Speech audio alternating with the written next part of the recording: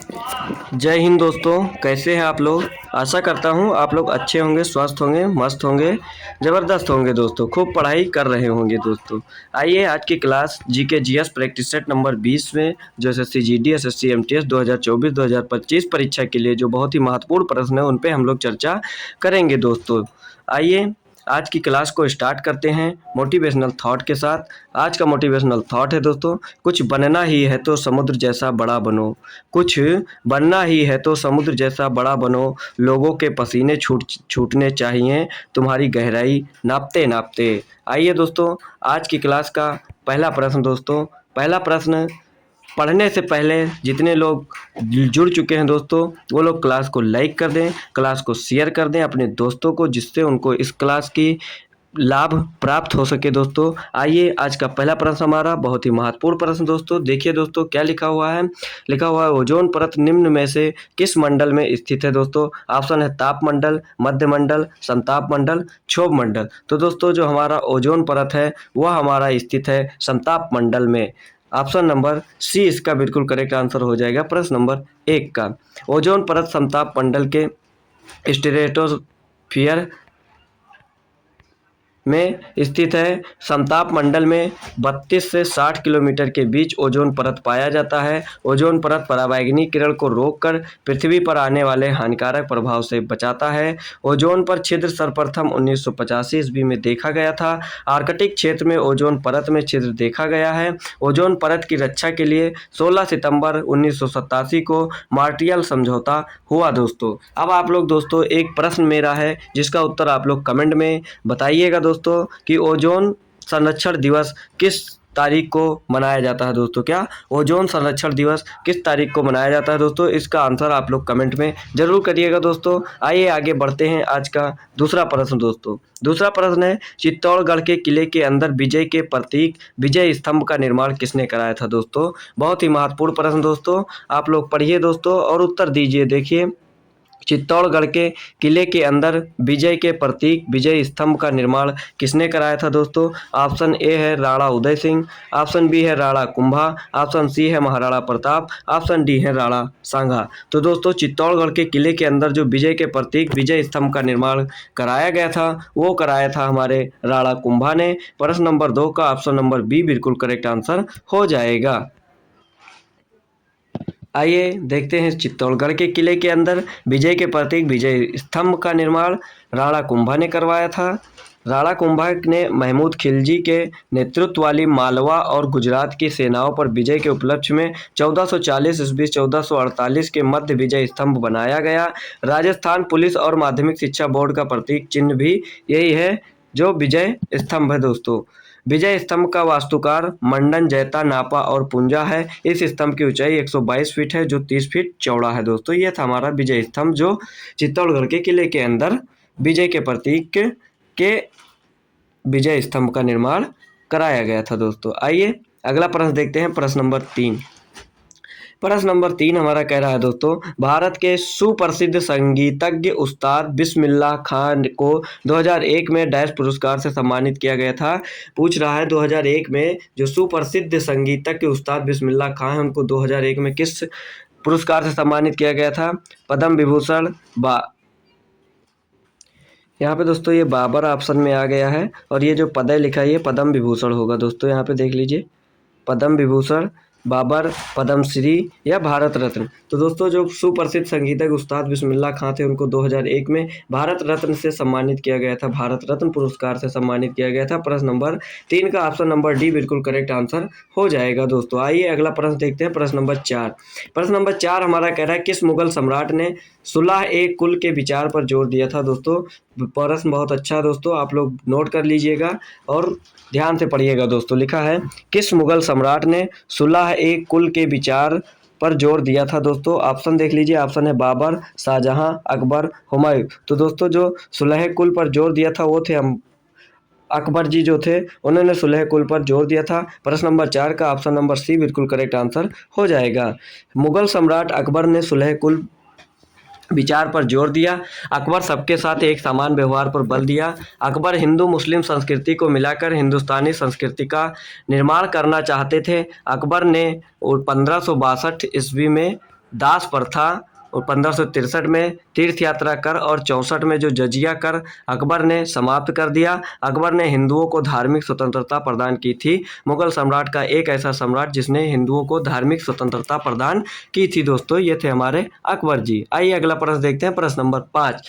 प्रश्न नंबर 5 कह रहा है निम्न में से किस राज्य में स्थायी वनों द्वारा आच्छादित क्षेत्रफल सर्वाधिक है। निम्न में से किस राज्य में स्थायी वनों द्वारा आच्छादित क्षेत्रफल सर्वाधिक है दोस्तों। ऑप्शन ए है उत्तराखंड, जम्मू कश्मीर, मध्य प्रदेश, आंध्र प्रदेश। तो इसका जो सही उत्तर है वो हो जाएगा हमारा Madhya Pradesh. Option number C इसका बिल्कुल करेक्ट आंसर हो जाएगा दोस्तों। आइए अगला प्रश्न देखते हैं, प्रश्न नंबर 6। प्रश्न नंबर 6 कह रहा है तेरा ताली डैश के कमर जनजाति का प्रसिद्ध लोक नृत्य है। ऑप्शन है केरल, ओडिशा, तमिलनाडु, राजस्थान। दोस्तों का प्रश्न पूछा है तेरा ताली डैश के कमर जनजाति का प्रसिद्ध लोक नृत्य है, वो किस राज्य के हैं तेरा कमर जनजाति जो है। तो दोस्तों इसका सही उत्तर हो जाएगा राजस्थान। दोस्तों जो राजस्थान है, ऑप्शन नंबर डी इसका बिल्कुल करेक्ट आंसर हो जाएगा। राजस्थान में तेरा ताली जो लोक नृत्य है वो कमर जनजाति का प्रसिद्ध लोक नृत्य है दोस्तों। आइए अगला प्रश्न देखते हैं, प्रश्न नंबर 7। प्रश्न नंबर 7 हमारा कह रहा है निम्न में से कौन सा प्रकाश के प्रकीर्णन का उदाहरण नहीं है दोस्तों। अगर आप लोगों को पता है दोस्तों तो उत्तर कमेंट में करिए दोस्तों। इसका ऑप्शन है आकाश का नीला रंग, सूर्योदय और सूर्यास्त के समय सूर्य का लाल होना, गहरे समुद्र में जल का रंग और तारों का टिमटिमाना। तो दोस्तों इसका सही उत्तर है वो हो जाएगा ऑप्शन नंबर डी, तारों का टिमटिमाना जो है वो प्रकाश के प्रकीर्णन का उदाहरण नहीं है। ये तारों का टिमटिमाना जो है वो प्रकाश का अपवर्तन है दोस्तों। ये आप लोग नोट कर लीजिएगा अपनी नोटबुक में दोस्तों। आइए प्रश्न नंबर 8 देखते हैं दोस्तों। प्रश्न नंबर 8 कह रहा है जब अम्ल जल के साथ अपक्रिया करता है तो डैश उत्पन्न होता है दोस्तों। जब जल अम्ल के साथ अपक्रिया करता है तो क्या उत्पन्न होता है दोस्तों। Nitrate ion, oxygen gas, hydrogen gas, hydronium ion. तो दोस्तों जब अम्ल जल के साथ अपक्रिया करता है तो हमारा हाइड्रोनियम आयन उत्पन्न होता है दोस्तों। ऑप्शन नंबर डी प्रश्न नंबर 8 का बिल्कुल करेक्ट आंसर हो जाएगा दोस्तों। आइए अगला प्रश्न देखते हैं, प्रश्न नंबर 9। प्रश्न नंबर 9 हमारा कह रहा है निम्न में से किसमें 4 कक्षीय हृदय पाया जाता है दोस्तों। निम्न में से किसमें 4 कक्षीय हृदय पाया जाता है दोस्तों। मेढक में, मगरमच्छ में, मछली में, गिरगिट में। तो दोस्तों प्रश्न नंबर 9 का जो है सही उत्तर है वो हो जाएगा हमारा ऑप्शन नंबर बी, मगरमच्छ में 4 कक्षीय हृदय पाया जाता है। किसमें दोस्तों, मगरमच्छ में। मगरमच्छ में 4 कक्षीय हृदय पाया जाता है दोस्तों। आप लोग कमेंट में बताइए दोस्तों मगरमच्छ के कितने दांत होते हैं दोस्तों, कितने दांत होते हैं मगरमच्छ के। आप लोग कमेंट में इसका आंसर छापें दोस्तों जल्दी जल्दी। आइए अगला प्रश्न देखते हैं, प्रश्न नंबर 10। प्रश्न नंबर 10 कह रहा है स्वच्छ भारत अभियान की शुरुआत कब हुई थी। स्वच्छ भारत अभियान की शुरुआत कब से हुई थी दोस्तों। ऑप्शन है 2 अक्टूबर 2014, 15 अगस्त 2014, 26 जनवरी 2014 या 30 जनवरी 2014। तो दोस्तों जो इसका सही उत्तर है वो हो जाएगा 2 अक्टूबर 2014। 2 अक्टूबर 2014 को स्वच्छ भारत अभियान की शुरुआत हुई थी। आइए देखते हैं अगला प्रश्न, प्रश्न नंबर 11। प्रश्न नंबर 11 कह रहा है किस गवर्नर जनरल ने सती प्रथा को खत्म किया था दोस्तों।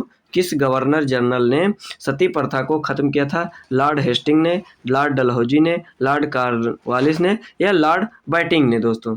इनका पूरा नाम लॉर्ड विलियम बैटिंग था दोस्तों। तो जो हमारे लॉर्ड विलियम बैटिंग थे इन्होंने सती प्रथा को खत्म किया था। ऑप्शन नंबर डी इसका बिल्कुल करेक्ट आंसर हो जाएगा प्रश्न नंबर 11 का। आइए देखते हैं अगला प्रश्न, प्रश्न नंबर 12।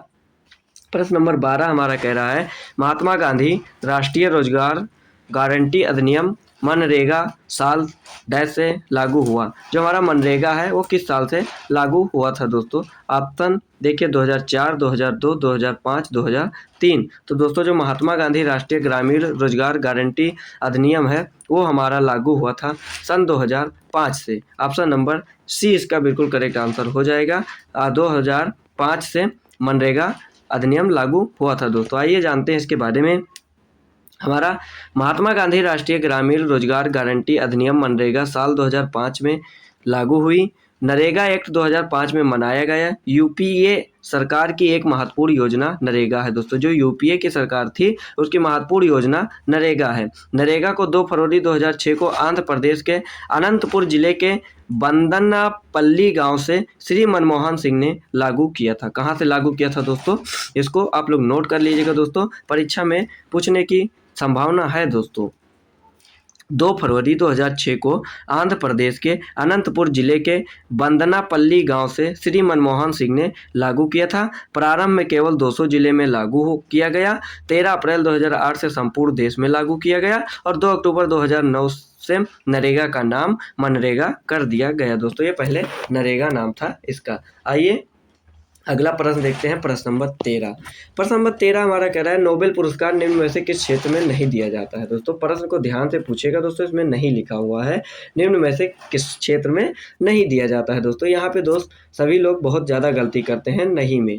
दोस्तों यहाँ पे जो नहीं दिया होता है उसको भूल जाते हैं और जो सही उत्तर होता है उसको लगा कर चले आते हैं। दोस्तों किस क्षेत्र में नहीं दिया जाता है दोस्तों, ऑप्शन है जीव विज्ञान, रसायन विज्ञान, भौतिक विज्ञान या साहित्य में। तो दोस्तों जो हमारा नोबेल पुरस्कार है वो हमारा जीव विज्ञान के क्षेत्र में नहीं दिया जाता है। किसमें दोस्तों, जीव विज्ञान के क्षेत्र में नहीं दिया जाता है। ऑप्शन नंबर ए बिल्कुल करेक्ट हो जाएगा। प्रश्न नंबर 13 का बिल्कुल correct answer option number A हो जाएगा। दोस्तों आइए अगला प्रश्न देखते हैं, प्रश्न नंबर 14। प्रश्न नंबर 14 कह रहा है निम्न में से कौन सी रबी की फसल नहीं है। ऑप्शन है गेहूं, चना, मक्का, जौ। तो हमारा जो रबी फसल नहीं है दोस्तों पूछा है निम्न में से कौन सी रबी की फसल नहीं है। तो दोस्तों गेहूं है, चना है, जौ है। मक्का जो हो रबी की फसल नहीं है, जो मक्का है वह रबी की फसल नहीं है, जो मक्का है वो खरीफ की फसल है। दोस्तों ये आप लोग नोट कर लीजिएगा दोस्तों, जो मक्का है ये खरीफ की फसल है। इसका सही उत्तर हो जाएगा ऑप्शन नंबर सी बिल्कुल करेक्ट आंसर हो जाएगा 14 प्रश्न का। आइए अगला प्रश्न देखते हैं, प्रश्न नंबर 15। प्रश्न नंबर 15 देखिए दोस्तों, लिखा है विश्व हाइड्रोजन सम्मेलन 2024 का आयोजन कहाँ पर किया गया। दोस्तों करंट का सवाल देखिए दोस्तों, लिखा है विश्व हाइड्रोजन सम्मेलन 2024 का आयोजन कहाँ पर किया गया। ऑप्शन है Rotterdam Netherland, Munich Germany, Luxembourg Europe, Dublin Ireland. तो दोस्तों इसका जो सही उत्तर हो जाएगा रॉटरडैम नीदरलैंड में विश्व हाइड्रोजन सम्मेलन 2024 का आयोजन किया गया। दोस्तों आइए प्रश्न नंबर 16 देखते हैं। प्रश्न नंबर 16 हमारा कह रहा है हाल ही में आए रेमल चक्रवात को किस देश द्वारा नामित किया गया। दोस्तों देखिए बहुत अच्छा प्रश्न दोस्तों, हाल ही में आए रेमल चक्रवात, जो हमारा रेमल चक्रवात को किस देश द्वारा नामित किया गया था। दोस्तों ऑप्शन है बांग्लादेश, ओमान, पाकिस्तान, ईरान। तो दोस्तों जो रेमल चक्रवात था इसको हमारे ओमान देश ने, जो ओमान देश था इसने नामित किया था। ऑप्शन नंबर बी प्रश्न नंबर 16 का बिल्कुल करेक्ट आंसर हो जाएगा। आइए देखते हैं अगला प्रश्न, प्रश्न नंबर 17। प्रश्न नंबर 17 कह रहा है निम्नलिखित में से कौन सी मानव शरीर के पैर की हड्डी नहीं है। दोस्तों निम्नलिखित में से कौन सी मानव शरीर की पैर की हड्डी नहीं है। दोस्तों ऑप्शन देखिए, ऑप्शन है रेडियस, टिबिया, फीमर, फिबुला। तो दोस्तों इसका जो बिल्कुल सही उत्तर है वो हो जाएगा ऑप्शन नंबर ए, रेडियस जो हड्डी है वो पैर की हड्डी नहीं है मानव शरीर के। दोस्तों इसमें जो फीमर हड्डी है ये सबसे लंबी हड्डी है और इसकी लंबाई होती है 19.9 इंच। 19.9 इंच इसकी लंबाई होती है फीमर की। आइए दोस्तों अगला प्रश्न देखते हैं। प्रश्न नंबर 17 का उत्तर जो है वो ऑप्शन नंबर ए बिल्कुल करेक्ट आंसर हो जाएगा। आइए अगला प्रश्न देखते हैं, प्रश्न नंबर 18। प्रश्न नंबर 18 हमारा कह रहा है वॉकर कप किस खेल से संबंधित है। दोस्तों इसका उत्तर जानने से पहले आप लोग क्लास को लाइक कर दें दोस्तों एक बार फिर से। जितने लोगों ने कर दिया दोस्तों अच्छी बात है, जितने लोगों ने लाइक नहीं किया दोस्तों वो लोग भी लाइक कर दें क्लास को और शेयर भी कर दें दोस्तों। आइए प्रश्न पढ़ते हैं दोस्तों। प्रश्न है वॉकर कप किस खेल से संबंधित है। ऑप्शन ए है क्रिकेट, फुटबॉल, तलवारबाजी, गोल्फ। तो इसका जो सही उत्तर है वो हमारा हो जाएगा ऑप्शन नंबर डी, गोल्फ जो है उसको वॉकर कप से संबंधित है। दोस्तों ऑप्शन नंबर डी प्रश्न नंबर 18 का बिल्कुल करेक्ट आंसर हो जाएगा। आइए प्रश्न नंबर 19 देखते हैं। अरावली पर्वत श्रृंखला का उदाहरण है। अरावली पर्वत श्रृंखला का उदाहरण है। ऑप्शन देखिए सीधा पर्वत, ब्लॉक पर्वत, अवशिष्ट पर्वत, ज्वालामुखी पर्वत। तो जो अरावली पर्वत श्रृंखला का उदाहरण है वो है अवशिष्ट पर्वत। ऑप्शन नंबर सी प्रश्न नंबर 19 का बिल्कुल करेक्ट आंसर हो जाएगा। दोस्तों अवशिष्ट पर्वत को गुरु शिखर भी कहते हैं। क्या कहते हैं दोस्तों, अवशिष्ट पर्वत को गुरु शिखर भी कहा जाता है। दोस्तों आइए अगला प्रश्न देखते हैं, प्रश्न नंबर 20। प्रश्न नंबर 20 कह रहा है बहुत अच्छा प्रश्न दोस्तों, आप लोग पढ़िए दोस्तों। लिखा है साई खोम मीराबाई चानू एक हैं। साई खोम मीराबाई चानू एक क्या है दोस्तों? भारतीय मुक्केबाज हैं, भारतीय पहलवान हैं, या भारतीय भारोत्तोलक है, या भारतीय साइकिल चालक हैं दोस्तों। तो जो हमारी मीराबाई चानू है वो भारतीय भारोत्तोलक है। ऑप्शन नंबर सी इसका बिल्कुल करेक्ट आंसर हो जाएगा प्रश्न नंबर 20 का। साई खोम मीराबाई चानू एक प्रसिद्ध भारतीय भारोत्तोलक हैं जिन्होंने भारत का प्रतिनिधित्व विभिन्न अंतर्राष्ट्रीय प्रतियोगिताओं में किया है।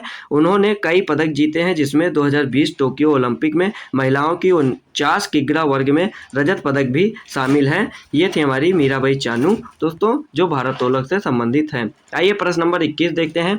आंतरिक दृष्टिकोण वाली व्यापार रणनीति में विदेशी प्रतिस्पर्धा से घरेलू उद्योगों की रक्षा के लिए उपयोग किए जाने वाले दो मुख्य रूप कौन से हैं दोस्तों? ऑप्शन है शुल्क और सब्सिडी, कोटा और सब्सिडी, शुल्क और मूल्य, शुल्क और कोटा। तो दोस्तों इसका जो सही उत्तर है वो हो जाएगा ऑप्शन नंबर डी, शुल्क और कोटा। ऑप्शन नंबर डी इसका बिल्कुल करेक्ट आंसर हो जाएगा प्रश्न नंबर 21 का। आइए अगला देखते हैं प्रश्न नंबर 22। प्रश्न नंबर 22 कह रहा है निम्नलिखित में से किस देश के साथ भारत की खुली सीमा है? दोस्तों ये तो उत्तर सबको पता होगा दोस्तों। निम्नलिखित में से किस देश के साथ भारत की खुली सीमा है दोस्तों? ऑप्शन है चीन, पाकिस्तान, म्यांमार, नेपाल। तो इसका जो बिल्कुल सही उत्तर है, करेक्ट उत्तर है, वो हो जाएगा ऑप्शन नंबर डी, नेपाल जो है वो वहाँ से भारत की खुली सीमा है दोस्तों। नेपाल देश जो है वहाँ से। आइए जानते हैं इसके बारे में दोस्तों। भारत नेपाल के साथ एक खुली सीमा साझा करता है। भारत नेपाल के साथ एक खुली सीमा साझा करता है। इसका अर्थ है कि दोनों देशों के बीच लोगों की आवाजाही काफ़ी हद तक प्रतिबंधित नहीं है। खुली सीमा भारत और नेपाल के बीच व्यापार, वाणिज्य और सांस्कृतिक आदान प्रदान को सुगम बनाती है। दोनों देशों के नागरिक कुछ पहचान आवश्यकताओं का पालन करते हुए वीजा या पासपोर्ट की आवश्यकता के बिना यात्रा कर सकते हैं दोस्तों। आइए अगला प्रश्न देखते हैं, प्रश्न नंबर 23। प्रश्न नंबर 23 हमारा कह रहा है कुडनकुलम परमाणु ऊर्जा संयंत्र किस राज्य में स्थापित है? कुडनकुलम परमाणु ऊर्जा संयंत्र किस राज्य में स्थापित है? ऑप्शन है केरल, बिहार, तमिलनाडु, मध्य प्रदेश। तो दोस्तों जो कुडनकुलम परमाणु ऊर्जा संयंत्र है वो हमारे तमिलनाडु में स्थापित है दोस्तों, तमिलनाडु में। ऑप्शन नंबर सी प्रश्न नंबर 23 का बिल्कुल करेक्ट आंसर हो जाएगा। आइए अगला प्रश्न देखते हैं। प्रश्न इसको देख लेते हैं दोस्तों, कुडनकुलम को। देखो, कुडनकुलम परमाणु ऊर्जा संयंत्र तमिलनाडु राज्य में स्थित है। यह भारत के सबसे बड़े परमाणु ऊर्जा संयंत्रों में से एक है। यह संयंत्र रूसी कंपनी एटम स्ट्रॉय एक्सपोर्ट के सहयोग से बनाया गया है। यह संयंत्र तमिलनाडु के तिरुनेलवेली जिले में कुडकुलम में स्थित है दोस्तों। आइए अगला प्रश्न देखते हैं। प्रश्न नंबर 24 हमारा डैश नृत्य शैली दक्षिण भारतीय राज्य केरल से उत्पन्न हुई है? कौन सी नृत्य शैली दक्षिण भारतीय राज्य केरल से उत्पन्न हुई है? ऑप्शन है केवल मोहिनी अट्टम, कथकली और मोहिनी अट्टम, केवल कुचिपुड़ी, केवल कथक। तो दोस्तों जो हमारी कथकली और मोहिनी अट्टम है, ऑप्शन नंबर बी, वो दक्षिण भारतीय केरल राज्य से उत्पन्न हुई है नृत्य शैली जो है कथकली और मोहिनी अट्टम। आइए प्रश्न नंबर 25 दोस्तों। प्रश्न नंबर 25 हमारा कह रहा है कपास पैदा करने के लिए आदर्श मिट्टी है। कपास पैदा करने के लिए सबसे अच्छी मिट्टी कौन सी है? शुष्क मिट्टी, जलोढ़ मिट्टी, लेटेराइट मिट्टी या काली मिट्टी। तो दोस्तों इसका जो बिल्कुल सही उत्तर है वो हो जाएगा काली मिट्टी। ऑप्शन नंबर डी इसका बिल्कुल करेक्ट आंसर हो जाएगा। काली मिट्टी में कपास पैदा करने के लिए एक आदर्श मिट्टी है दोस्तों। आइए आज परीक्षा की दृष्टि से कुछ महत्वपूर्ण प्रश्न भी देख लेते हैं दोस्तों। इसका आप लोग स्क्रीनशॉट ले सकते हैं या अपनी नोटबुक में नोट डाउन कर सकते हैं। वन लाइनर क्वेश्चन है दोस्तों। लिखा है भारत का स्वतंत्रता दिवस कब मनाया जाता है? तो दोस्तों ये मनाया जाता है 15 अगस्त को। भारत का पहला गवर्नर जनरल कौन था? तो वो था विलियम बेंटिक। भारतीय राष्ट्रीय कांग्रेस की स्थापना कब हुई थी? तो 1850 ईस्वी में हुई थी दोस्तों। जलियांवाला बाग हत्याकांड कब हुआ था दोस्तों? तो 13 अप्रैल 1919 को हुआ था जलियांवाला बाग हत्याकांड। भारत का संविधान कब लागू हुआ था दोस्तों? तो 26 जनवरी 1950 को लागू हुआ था दोस्तों। आप लोग कमेंट में बताइए भारत का संविधान कब बनके तैयार हुआ था दोस्तों। आइए अगला देखते हैं प्रश्न 6 देखते हैं। प्रश्न नंबर 6 भारत का राष्ट्रपति कौन होता है दोस्तों? तो देश का सर्वोच्च संवैधानिक अधिकारी होता है भारत का राष्ट्रपति दोस्तों। लोकसभा का कार्यकाल कितना होता है दोस्तों? तो 5 वर्ष का लोकसभा का कार्यकाल होता है। भारत का सर्वोच्च न्यायालय कहाँ है? तो वो है नई दिल्ली में। भारत का सर्वोच्च न्यायालय कहाँ स्थित है? तो नई दिल्ली में, जिसे सुप्रीम कोर्ट कहते हैं दोस्तों। प्रश्न नंबर 9 है भारत की संसद को कितने सदन में व्यक्त किया गया है? तो 2 में। किसमें? लोकसभा में और राज्यसभा में। इन दोनों में लोकसभा जो है अस्थायी सदन है और राज्यसभा स्थायी सदन है दोस्तों। प्रश्न नंबर 10 हमारा कह रहा है भारत का पहला प्रधानमंत्री कौन था? तो वो थे हमारे जवाहरलाल नेहरू जी, भारत के पहले प्रधानमंत्री। दोस्तों आइए देखते हैं प्रश्न नंबर 11। प्रश्न नंबर 11 कह रहा है भारत की आधिकारिक मुद्रा क्या है। दोस्तों प्रश्न नंबर 11 कह रहा है भारत की आधिकारिक मुद्रा रुपया है। भारत का राष्ट्रीय बैंक कौन सा है? तो भारत का राष्ट्रीय बैंक है भारतीय स्टेट बैंक। भारत में जीएसटी कब लागू हुई थी दोस्तों? तो 1 जुलाई 2017 को भारत में जीएसटी लागू हुई थी। दोस्तों भारत का कौन सा राज्य सर्वप्रथम जीएसटी लागू किया था? उसका नाम आप लोग कमेंट में लिखिए। दोस्तों भारत में किस राज्य ने सर्वप्रथम जीएसटी लागू की थी? दोस्तों प्रश्न नंबर 14 हमारा कह रहा है भारत का वित्तीय वर्ष कब से शुरू होता है? दोस्तों तो वो शुरू होता है 1 अप्रैल से। भारत का वित्तीय वर्ष 1 अप्रैल से शुरू होता है। दोस्तों प्रश्न नंबर 15 हमारा कह रहा है भारत का सबसे बड़ा उद्योग कौन सा है? दोस्तों तो वो है भारत का सबसे बड़ा उद्योग जो है वो है कपास उद्योग। क्या है दोस्तों? कपास उद्योग। ये थे हमारे वन लाइनर 15 क्वेश्चन दोस्तों जो पूरे हुए। दोस्तों आज की क्लास में बस इतना ही। दोस्तों आशा करता हूँ आपको वीडियो पसंद आई होगी। अगर वीडियो पसंद आई हो दोस्तों तो वीडियो को लाइक करें, शेयर करें, कमेंट करें। दोस्तों अगर चैनल पर नए हैं तो हमारे चैनल को सब्सक्राइब करना ना भूलें। दोस्तों हमारा टेलीग्राम चैनल भी आप लोग ज्वाइन कर लीजिए। दोस्तों ऑफिशियल स्टडी अड्डा के नाम से हमारा टेलीग्राम चैनल है जिसमें बहुत सारी जानकारियाँ आपको उपलब्ध करवा दी जाती है। कोई भी भर्ती हो, कोई भी वैकेंसी हो, कोई भी न्यूज़ हो दोस्तों वो आपको सबसे पहले वहाँ पे आप टेलीग्राम पे अपडेट कर दिया जाता है दोस्तों। और वहाँ पे वीडियो की लिंक भी शेयर कर दी जाती है। दोस्तों आपका दिन शुभ हो। जय हिंद, जय भारत।